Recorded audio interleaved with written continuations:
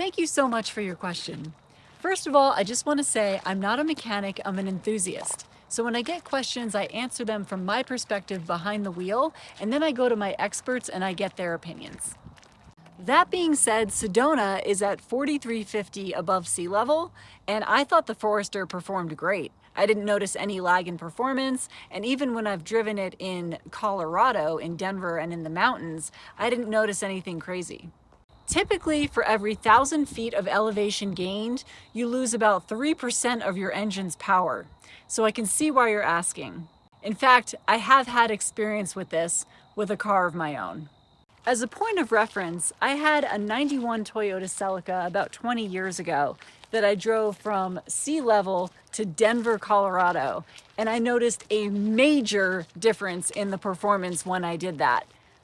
The Toyota Celica and both the Subaru are both four-cylinder engines, but I noticed that the Toyota just could not handle the change in the atmospheric condition from sea level to high altitude. I was like the last person to get up the hill when I was driving to the mountains. It was insane. I had to get my engine tuned to altitude in order for it to even perform at all. And here in Arizona with the Subaru, it was nothing like that. And I think a lot of that is because newer cars have technology built in them to account for those changing atmospheric conditions. For example, the Subaru has the Subaru Intelligent Drive that has this continuously variable transmission that I'm talking about.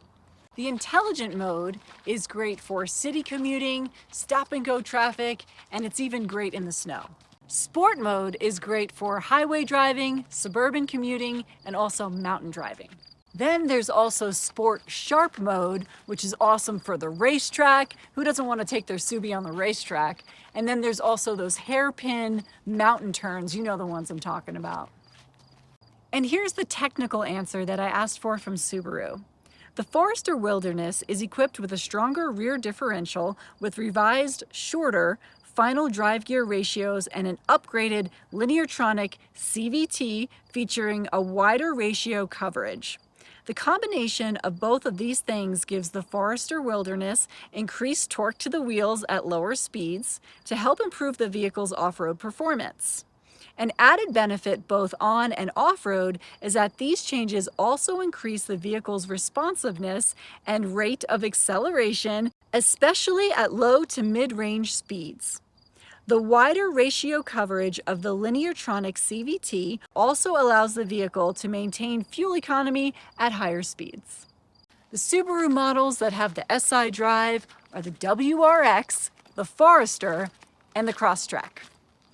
With any luck, I'll be behind the wheel of the Crosstrek towards the end of the summer, so I'll be keeping you posted on how that does here in Sedona, Arizona.